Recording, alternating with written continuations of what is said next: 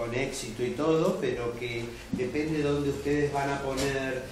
Antes las vanidades no se dejaban entrar en las escuelas, digamos, cuando yo estudié. Entonces, no sé en qué estado esta libertad universitaria los pone a ustedes como para ser objetivos, como tienen que ser objetivos con ustedes mismos. No sé si es claro lo que digo. Es decir, no se acostumbren tanto a este libre albedrío de que yo decido con quién estudio y decido en qué turno voy, porque la profesión no es así. Es bueno tener libertad para estudiar, pero acostúmbrense que en esto la disciplina del actor es tan fuerte que no sé si hay tanta libertad. No sé si es claro lo que digo. Igual estamos hablando de una profesión que tiene 27 vertientes. Hoy día una chica que tiene tetas, tiene culo, va a trabajar. Va a trabajar. Igual no es todo tan oscuro. Tenemos la suerte de vivir en este país que tiene un gran movimiento artístico desde siempre. Lo máximo que se puedan conectar con el pasado es mejor. No conectarse con el pasado para estar en el pasado, sino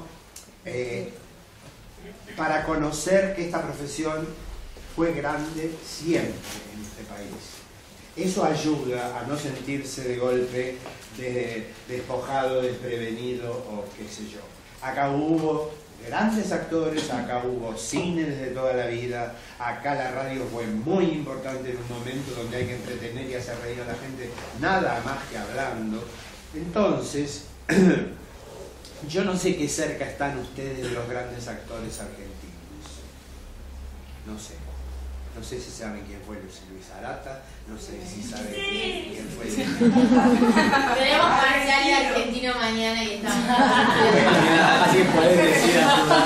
Pero ¿sabés qué es bueno? El primer año será el teatro argentino. Está bien, pero es bueno que los vean trabajar. Y vemos filmación. Bueno, me parece bárbaro. Aprovechen todo eso.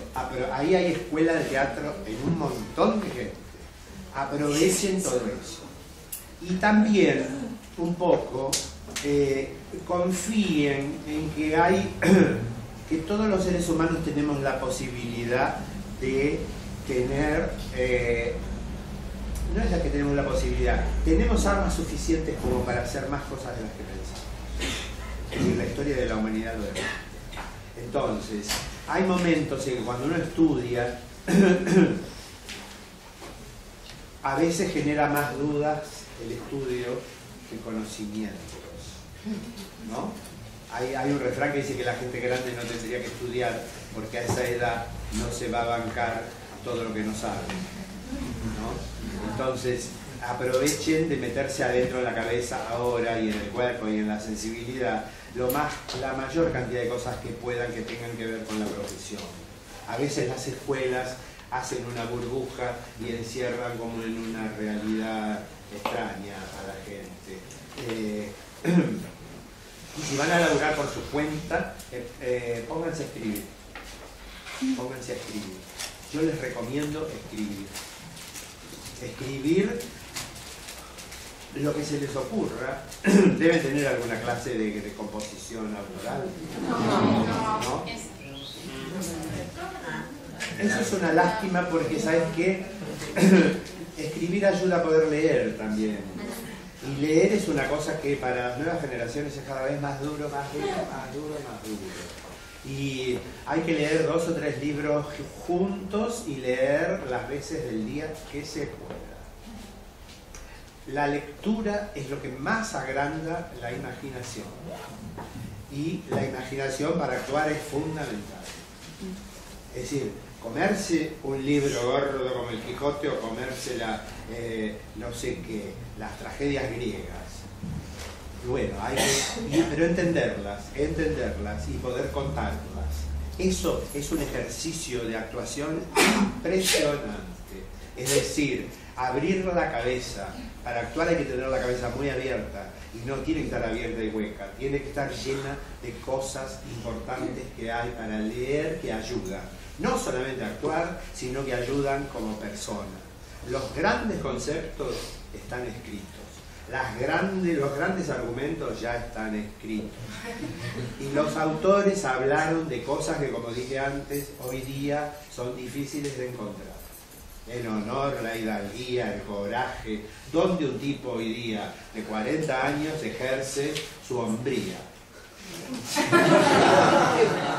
En una cancha, cagándose a puteadas, haciéndose mala sangre por un gol de mierda, y vuelve a la casa y odia toda la familia. Entonces, no hay lugares donde demostrar condiciones que antes eran normal en la calle mostrar. Y ustedes para actuar van a tener que recurrir a eso. Es decir, si haces Julieta, el amor que tienen estos dos personajes, es difícil que uno haya podido vivir un centímetro de ese amor en la vida de hoy. Y por ahí ni existieron, ni por ahí Shakespeare los inventó. Es decir, hay un montón de obras clásicas que son de un montón de autores. Hamlet ya se había tocado casi 500 años antes, con otro autor que tocó el tema de el padre, el rey muerto y el hijo que tiene que seguir, y el tío que se le casó con la madre, lo mismo que Romeo y Julieta, dos amantes que las familias estaban peleadas, es una historia eterna, pero hay que volver a leerlo. Yo les recomiendo que lean los clásicos. Y después, si quieren elaborar por su cuenta, tienen que aprender a hablar. Les recomiendo a todos que se pongan un lápiz en la boca y lean el diario en voz alta todas las mañanas. Los actores hablan cada vez peor. A nosotros del segundo año teníamos el peor actor de la Argentina, el profesor. No lo voy a nombrar. Veníamos de un primer año de una concentración metida acá adentro, de la gota de mercurio que te cae por el cuerpo. Un día te hacían pasar al frente. ¿Cuántos árboles hay en la calle de la vereda de su casa? ¿Cuántas puertas hay en la vereda suya? Era para que la imaginación trabaje, ¿entendés? Para que la observación trabaje. Y a nosotros digamos foniatría y fonética. Fonética era cada letra. ¿Dónde va la lengua para la E? ¿Dónde va la lengua para la A? ¿Cómo suena la N? ¿Dónde va la ñ? Pero eran horas de horas de horas de horas de horas. Eso era fonética. Foniatría era ¿dónde va? La fonación es una cosa involuntaria. Esto se los digo para siempre. Aprendan a hablar, que se les entienda. Desde Federico Lupi en adelante apareció una generación de gente que dice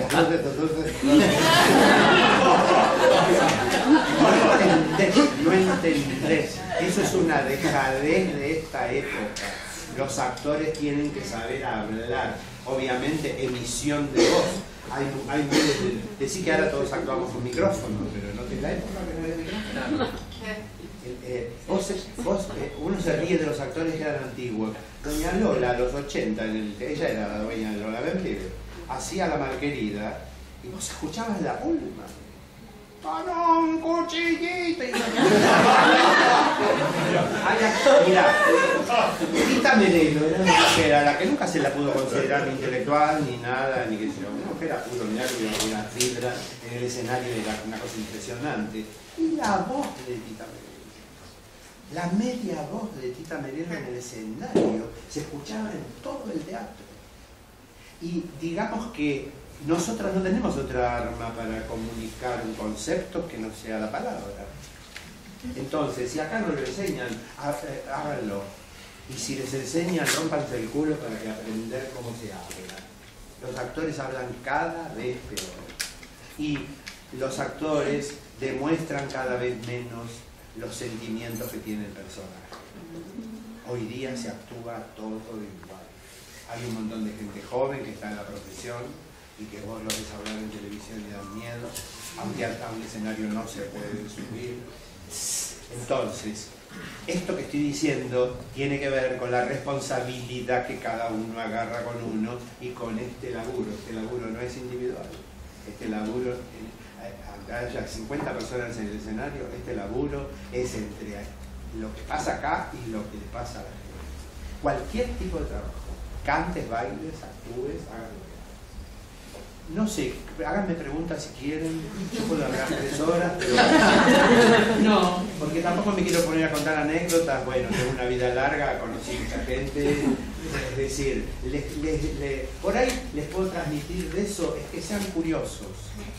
Es decir, cuando a la Argentina llegó Lolvic con Vivian Leigh, no sé si saben que es Vivian Leigh, era la mujer era la mujer de Laurence Olivier, y venía toda la compañía de Lolvic. Ella es la que hizo el primer día llamado Deseo con Marlon Brando.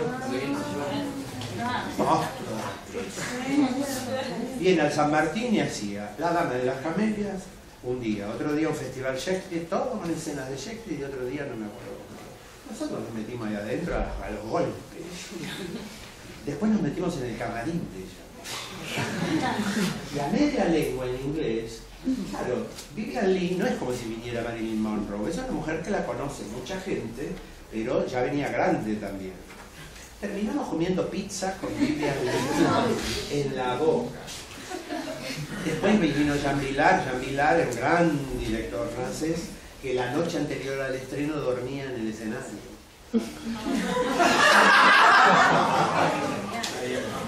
Son maneras de agarrar la energía del lugar. Vino Jean-Luc Barrault, ¿no? Yo estoy hablando de nombres, son pilares del teatro. Y vos veías una obra que hicieron, una obra española adaptada, es decir, El perro del hortelano, de Lope de Vega, pero en francés. La ves a ella, tenía 20 años. Y fuimos al camarín, tenía 90. Sí, pero en el escenario daba 20, ¿entendés? Y vos decís, ¿cómo hace esa gente? Esa gente hace eso porque duermen en el escenario. Está bien. De verdad. Entonces, tiene que tener una curiosidad mayor con todo lo que pasa, con lo que están viendo y con lo que no ven. En la televisión a veces 2x3 aparece una obra de teatro grabada en Londres o una cosa así que conviene ver la soltura con que trabajan esos actores, cómo se comunican. En el cine es más fácil ver grandes trabajos. Ustedes ven en las películas de James Bond, Judi Dench, que hace en general la dueña de Sí. Judi Dench es un monstruo de actriz, Yo vi en Londres a John Plowright, que no debe saber quién es, con la segunda mujer de Laurence Olivier, una mujer que la deben haber visto en 20 películas. Yo la vi hacer una obra italiana que es Filomena Marturano, dirigida por Sefirelli. Actuaban en inglés y vos escuchabas en italiano, era una cosa impresionante. Y no era un cocoliche del inglés que hacían no. Y de golpe le echaban flores a ella y ella sacaba un papel de las flores, lo tiraba al aire y el papel caía así.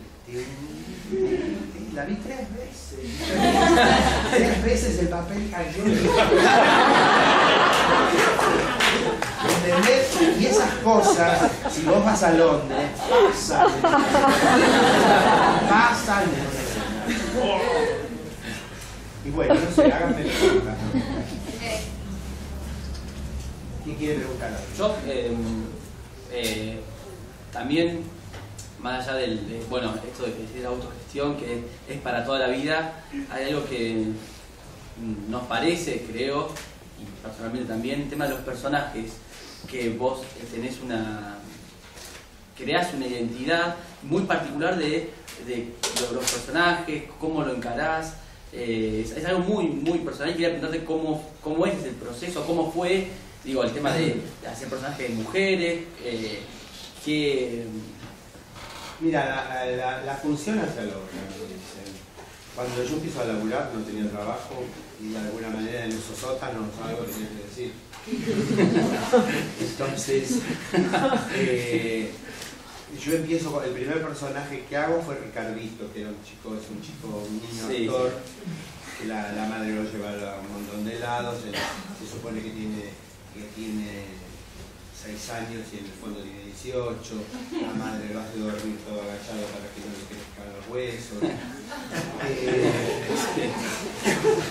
Yo supongo que por empezar a escribir, yo descubrí como un mundo medio que tengo dentro de la cabeza, y también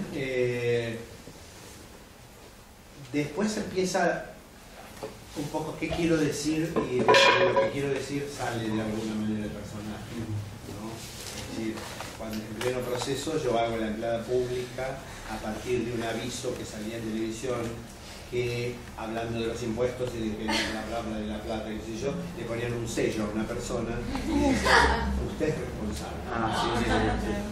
Bueno, el primer sketch que yo hago de la entrada pública en el Maipo terminaba con que ella, después de todo ese deterioro que hace con esa gente, el autoritarismo, la falta de consideración, la invasión a la gente, que era el proceso realmente.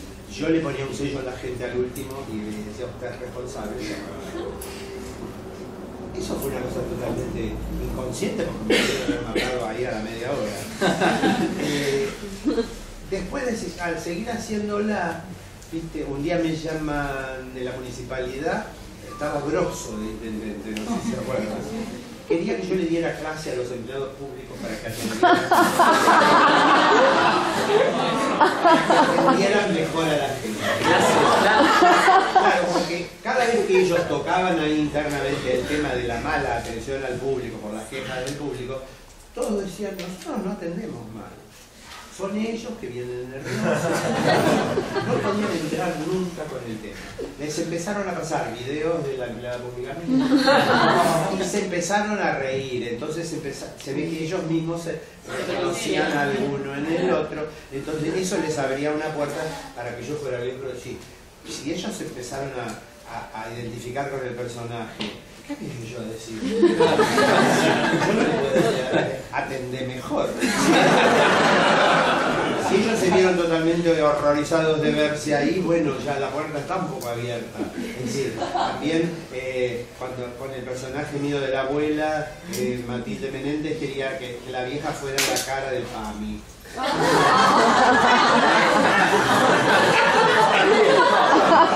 Cada uno, mirá de qué me salvé realmente. No, después las cosas van saliendo. También hay un montón de cosas que salen frente a la posibilidad de, no a la posibilidad, a la obligación de estrenar un día y vos te comprometiste vos a escribir y bueno, hay que sentarse, prender un papel y empezar a escribir. Entonces también es que quiero decir, bueno, yo hablé de la burocracia, de la injusticia, después hablé del deterioro de la clase media, después hablé, bueno, con Ricardito del mundo de los chicos terribles que los padres impulsan a actuar, después hice un astronauta, tengo un Cacho, es una especie de asqueroso machista, qué sé yo, después, bueno, la nena Lorena era la infancia, yo tengo como 120 personajes, hice un bife de chorizo, hice un gaucho, el Pato Donald, el Pato Donald, qué sé yo, es también una cosa medio surrealista, yo tengo un humor bastante surrealista, pero que se engancha, es decir, todo esto sirve si la gente se engancha, ¿viste? Si la gente... Claro, pero el público encontró engancharse en algo...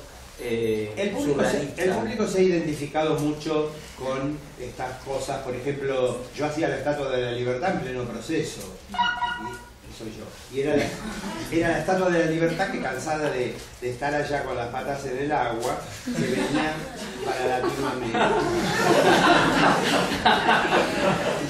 Llegaba a la Argentina y la recibía Neusta. Y después la llevaban presa. La llevaban presa por cómo estaba vestida, ¿no? Y por los conceptos que estaba emitiendo acerca de ser libre o no ser libre. ¿Entendés? Yo hice personajes en momentos medio coyunturales que siempre querían un poco decir algo, ¿no? Yo he trabajado con la policía para el teatro. Es decir, en pleno proceso estaba Moralidad en el hall, que se llevaba preso todas las bailarinas, los bailarines. Y después estaba Toxicomanía en el hall, y 2 por 3 me golpeaba un cura a la puerta, el camarín, y me decía, Gasalla, ¿qué necesidad? Yo en el estreno estrellas antes de los maicos a una escuela, o la maestra con los alumnos. Y en un momento yo decía, clase de educación sexual, y las chicas se bajaban la bomba. Obviamente que no estaban desnudas abajo, tenían la media, ¿viste? Un cura me golpeó. Esa se baja la bomba. Dice, bueno, padre, pero esto es humor. Es decir, que en el ojo, está siempre en el ojo de alguien que está viendo qué carajo estás haciendo, sobre todo en momentos como lo que estoy nombrando, ¿viste? Claro, pero digo, ¿por qué mujeres? Digo, ¿por qué encontraste? Mira, la cosa aparece con la maestra. Con la maestra. La cosa aparece con la maestra, es un personaje que entró muchísimo, pero no la maestra de la televisión, la primera maestra que yo hice en el teatro. Y después empiezan a aparecer conflictos que se cuentan mejor a través de una mujer. Es decir, yo creo que los últimos 20, 30, 40, no sé cuántos, a las que les han pasado más cosas es a las mujeres que a los hombres. Es decir, la mujer dejó el lugar de estar segunda, atrás del hombre, para estar un poco cerca y hoy día para estar casi adelante. Y además, la mujer empezó a tomar su propia vida en sus manos, decidir su maternidad. En el mundo fue cambiando, aceptar lo que piensan las mujeres. Entonces, por ejemplo, hacíamos un sketch que lo escribí con Pinti, que era una mujer adentro de su casa que tenía la hija, un hijo, la abuela, y era el deterioro de la clase media, ¿no? Ella ya no tenía para preparar la comida, el marido tenía como 3 trabajos, la hija no trabajaba y tenía un novio que la peleaban todo el tiempo ahí en la casa. Entonces, era mejor mostrar, porque eso desde un hombre, ¿cómo lo mostrás? Que está sentado en una oficina trabajando y le pagan poco. Claro. ¿Entendés? En cambio, esta casa, que además ya estaba toda estartalada y qué sé yo, y ella que ya no aguantaba más, mostraba más el conflicto. Y después, no voy a mentir, hay una causa que es que a mí esos personajes me salen bien, tienen humor, y digamos que uno a la larga tiende también a hacer las cosas que o te van mejor, te salen mejor o rinden más, ¿no? Y bueno, pero en el medio de eso hay otros personajes, hay un ciego, hay otro viejo, hay otros personajes que después no caminan tanto y uno los va, o por lo menos los que tienen más historia, porque mis personajes empiezan casi como un monólogo en el teatro, después cuando van a la televisión tienen hijos, familia, casa, ¿entendés? Es decir, yo me di cuenta al minuto de entrar a la televisión que lo mío era todo monólogo, digo, esto hay que convertirlo en algo. Y encima vos, hay algo muy interesante, que vos entrás en el 80 a TC, haciendo Palacio de la Risa de él, y lo que me sorprende... Eso cuando empieza la democracia. Con la democracia. Y lo que me sorprende siempre es ver gente joven que en ese momento estaba en el paracultural, Urdapilleta, Tortonese, no. Yo trabajé con mucha gente. Arau. Pero ¿por qué fuera ¿Sabes eso? qué pasa? Yo llegaba a la televisión ya con varios años de teatro, y con una edad en que digo, si yo no sé nada de televisión, no me voy a poner al lado un montón de cómicos que ya todo el mundo los conoce y que tienen miles de años de oficio. Entonces empecé a llamar gente que podía tener humor y que en la televisión era tan nueva como yo, digamos, ¿entendés? Entonces yo después empecé a mezclar a Nelly Lainez, que ya estaba como de ida, a Lino Clotilde Borela, que era una mujer grande pero con poca experiencia en televisión, papelitos chiquititos y qué sé yo. Después llamé a Juana Molina, Verónica Ginás. Es decir, en ese momento también cuando yo entro a la televisión, el paracultural era un hervidero de cosas muy importantes. Y bueno, ya con Urdapilleta y Tortonese nos conocíamos, yo los iba a ver siempre. ¿Ibas a la cultural? Me hacían subir al escenario, me hacían un reportaje, éramos como un zafarrancho. Y un día les dije que por qué no venían, que no, que vinieron. Y la verdad que hicimos 2 o 3 años memorables. Sí, se notaban, uno ve los videos, era mucha libertad. Digo, había una cuestión de más que libertad, ¿no? Nosotros nos juntábamos el día anterior en mi casa, ¿no? Y entonces decíamos, bueno, ¿qué quieren hacer? Bueno, yo quiero hacer una enfermera que no sé qué. Y yo le decía, ¿por qué no hacemos? Entonces está la enfermera, puede haber un médico, puede haber paciente. Bueno, ahí armábamos un monstruito, ¿no? Y Si yo estaba dentro del sketch haciendo esa periodista que dice la real realidad, era para poder ordenar el diálogo. Era solamente para eso también. Esto lo digo, es una infidencia, pero esto lo van a corroborar. Ellos se tomaban un tetrabric cada uno. Bien, no, cada uno tiene su técnica también. Cuando no era ginebra, nos mandábamos a grabar. Entonces yo no tomo alcohol. Yo estaba pendiente de todo lo que habíamos hablado el día anterior. Entonces yo le sacaba el tema. ¿Y usted no haría tal cosa también? ¡Ah, claro!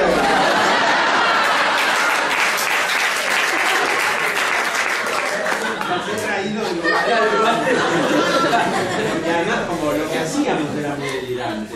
Ellas dos de golpe estaban internadas en la asociación de actores de la casa de por la ventana decía, mirá entró Gardel, ¿cómo le va a Carlitos? Es un agregado del momento. Entonces si decía, ahí va Gardel, todos mirábamos a Gardel. Era una especie de engancharse uno con otro todo el tiempo. Eso sí era una agilidad para trabajar infernal, cuando es todo improvisado. Es todo improvisado, pero dentro de una medida, y no hay que cruzarse, y no hay que entender lo que el otro dice, y si alguien tira algo y es bueno agarrarlo, ¿entendés? Es decir, eso es como un ejercicio de actuación, no te tenés que ir del personaje, tenés que seguir en el mismo tiempo que estás, sabés que tenemos que ir al final, hay que redondear el final, ¿entendés? Y trabajar con dos personas re imaginativas, llenas de locura, pero que no se sabe por dónde andar. No, terminamos un día declarando en un juzgado a las 7 de la mañana. Hicimos una vez un sketch que transcurría. Era una casa que querían demoler para hacer una torre. La gente que vivía, parece una sí, ahora. La gente que vivía en la casa vieja no se quería ir.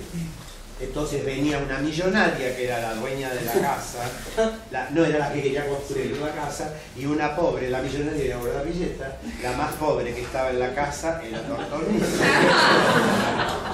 Ensayamos un poquitito así, pipí, un poco para que las cámaras vean, vamos a grabar, y no me preguntes por qué. Borda Villeta agarra un nene del público, lo tiene como si fuera el nene de ella. Estaba lleno de público. Entonces el chico estaba con los pobres. Por el otro lado, Tortonese, que tenía que decir yo de acá no me muevo y se metía en la cama, agarra a un tipo y se mete en la cama con el tipo. No hacían nada. Y acá no nos movemos porque yo estoy con mi novio en Belgrano.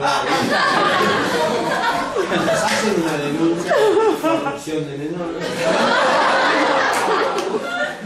Y los dos hijos de puta no querían ir al declarar. ¿Sabes lo que me costó arrastrarlo? 7 de la mañana, yo no voy.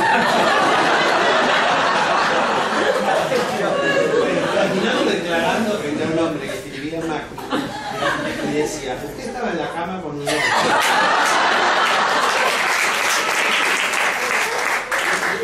Se encontraba en la cama.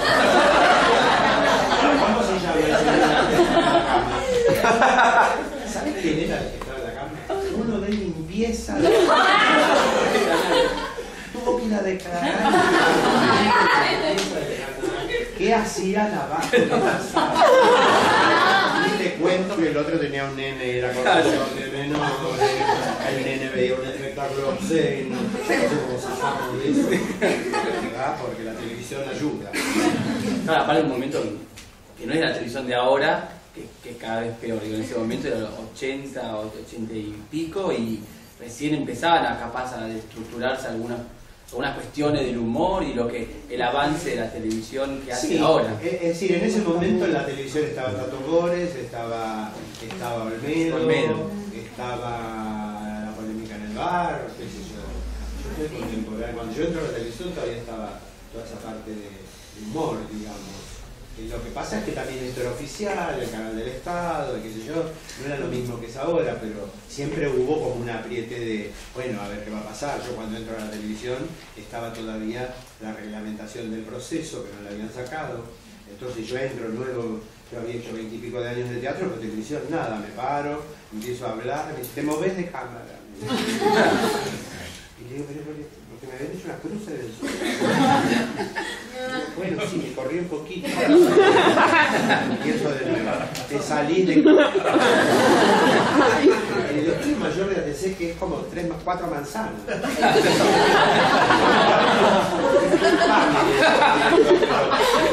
Yo veo que las cámaras tienen ruedas.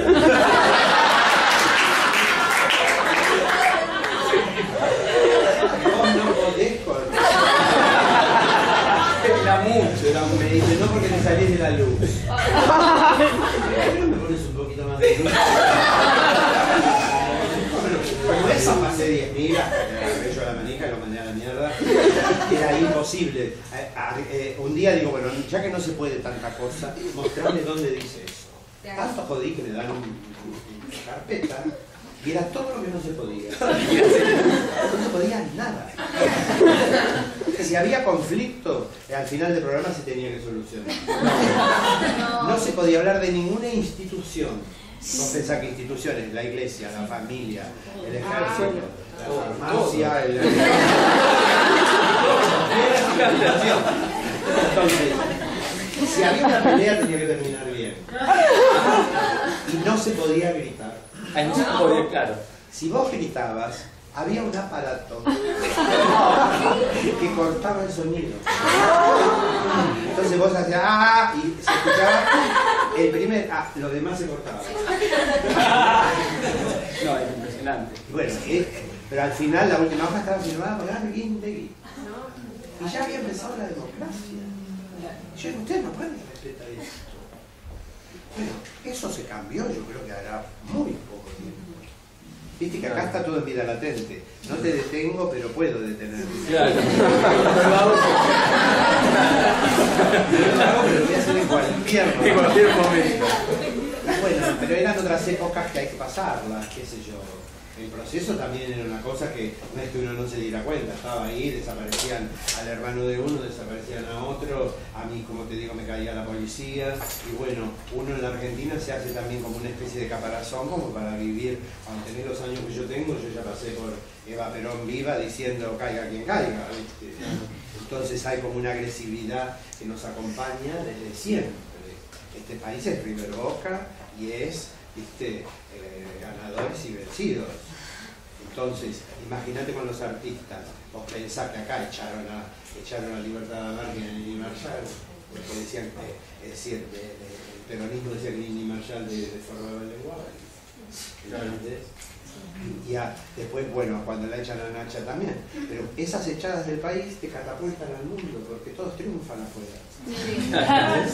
Es decir, da la casualidad que acá sos un sorete y te mandan a México y haces 20 películas. Bueno, eso es también entender cómo somos los argentinos. Somos de una manera de ser. Vos viajaste mucho haciendo películas fuera, haciendo obras. Sí, yo he trabajado bueno, acá cerca, en Paraguay, en Uruguay, en Chile, en Perú. He trabajado en Miami, en Nueva York, en Madrid, en Barcelona. Haciendo cosas como espectáculo, trabajando por trabajar. He trabajado en París, he trabajado en miles de lugares que estás en una casa y te dicen, hola Argentina, a ver, qué sé yo, parece que actúan, hagan algo y te Vos sabés los espectáculos que creabas acá al mundo. ¿Cómo era se entendía? Porque digo, hay una cuestión muy argentina y más rioplatense en cómo contás o los temas que tocas. Mira, en toda Hispanoamérica es donde menos te entienden, es decir, yo actúo en Chile, por ejemplo, y hay que hacer un laberinto para hablar porque ahí tienen palabras del idioma cotidiano totalmente distintas. Es decir, también actúo en Cuba. En Cuba la guagua es el ómnibus. En Chile la guagua es un dedo. ¿Entendés? Entonces, hay cosas que no son iguales en todos los países. Vos llegás en México, tenés que, viste, aprenderte un cantito y lo que es ahorita y ahoritita y lo que es mande, viste. Entonces, si vos, yo he actuado en España donde menos me entendieron. Actué en una sala de fiestas impresionante en la Plaza del Callao y yo explicaba, pero ¿saben de dónde vengo? Vengo de la Argentina, en Sudamérica, bla, bla, bla, hablaba de los conquistadores. Cuando yo hacía el personaje de la gorda, nada, hablaban, y los españoles cuando se ponen a hablar es allá, y parado ahí. Lo que pasa es que después me di cuenta, el problema de la gordura no es problema en España. Después de los 22 años ya tenés una panza así. Y con todo lo que comen y con todo lo que chupan, la gordura no es problema. Y terminaba con la abuela. Lloraba con la abuela. Entonces, la dije, sí. Bueno, debe haber un código. Evidentemente es el lenguaje. El humor es muy difícil de trasplantar porque los pelotas se ríen de cosas distintas. El humor es muy verbal. Vos como rematás una situación o como contás un cuento, un chiste o lo que sea, cambia totalmente si lo contás en un lado que en otro. Es decir, cuando vos vas a laburar y laburás solo, yo trabajé en Cuba, en el Carlos Marx. En el Carlos Marx caben 5.500 personas. Ahora es en el Congreso. El Congreso del Partido Comunista. A mí me llamaban de Cuba cuando empezó la democracia. Una mujer, oye, mire, ay, que queremos que venga, yo está aquí, pues lo van a matar. Tanto insistió esta mujer que le digo, bueno, qué sé yo, porque ella pertenecía a una institución cubana que se llama Cuba Artista, que es la que maneja los artistas extranjeros. Entonces, le digo, bueno, está bien, ¿me puede decir la medida del escenario? Me dice 40 metros de boca por 25 de profundidad.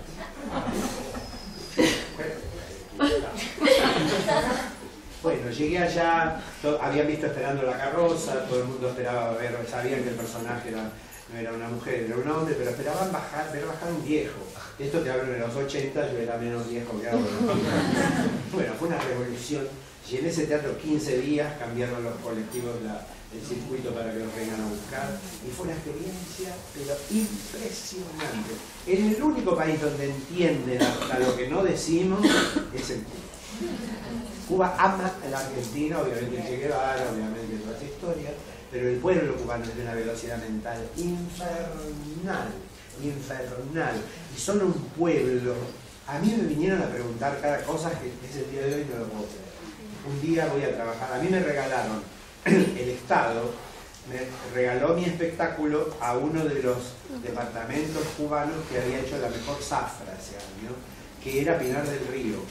En general, lo que les regalan es un cantante ruso de ópera o una bailarina rusa que les baila un ratito.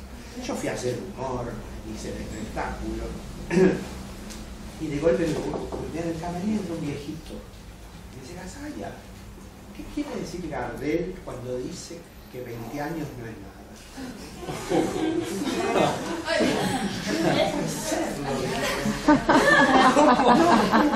Eso en la cabeza.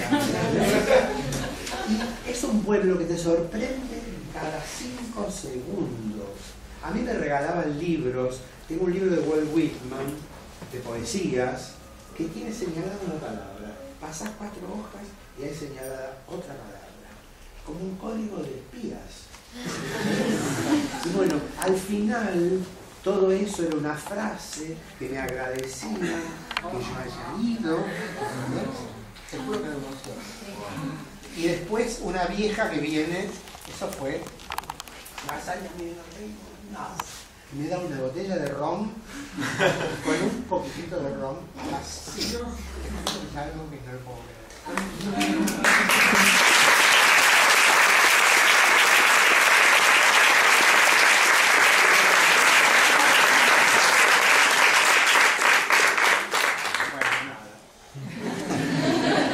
Está bien. Bueno, ya nos queda mucho más tiempo. ¿Quieres hacer alguna pregunta rápido? Gracias. Yo quería preguntar que hablabas de la televisión y eso, ¿cómo es tu relación hoy en día, como contabas en la dictadura? Por suerte ninguna. Estoy con Susana. Este año no quise estar porque ya para mí era demasiado más de lo mismo. Si bien la cosa funcionó siempre bien. pero no tengo, yo hice mucha televisión y me cansé de la televisión. La televisión es intrascendente, la televisión lo único que te conecta con un país entero y con varios países, pero es muy difícil generar un hecho artístico en la televisión. La televisión no es arte. Es decir, yo no es que ando atrás del arte, porque por ahí lo que yo hago en un teatro tampoco es el arte más grande del mundo. Pero la televisión es nada más que un negocio. Y cuando es nada más que un negocio, se siente mucho cuando vos sos actor. Y con tus personajes, digo que es algo muy propio tuyo, cuando entran en el lugar del negocio, ¿cómo lidias con eso? En general no entro en el lugar del negocio. Yo estuve contratado 12 años en un canal, en otro haciendo mi programa, pero yo realmente tenía la libertad de hacer lo que se me daba la gana. Ahora, en lo de Susana, desde que yo empecé, por favor, no hables de tantas enfermedades, por favor, no digas cosas desagradables, por favor, con toda buena onda, ¿viste? Pero bueno, Susana, ¿viste? Que es un ser como atemporal y atemporal es poco, ¿viste? Ella con el éxito que ha tenido está dentro de un huevo, de una burbuja y no está enterada de nada. Yo hablaba de lo que leía en el diario y decía, güey, ¿de dónde sacó eso? Lo había visto en un noticiero, porque para ella como que también juega con ese personaje que armó, que le dio resultado y bueno, no puede parar a la edad que tiene de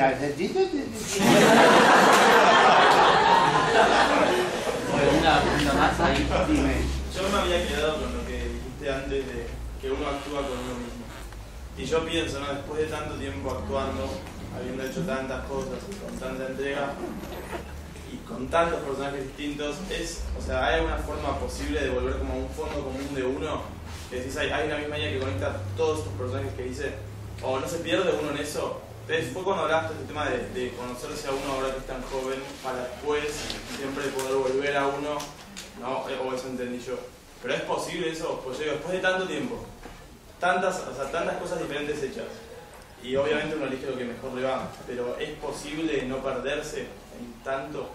Sí, no te perdés porque nunca salís de vos, es decir, nunca te vas de vos. Por ahí yo no me expresé bien. Lo que vos sos no lo vas a dejar de ser. Lo que hay que investigar es, por ejemplo,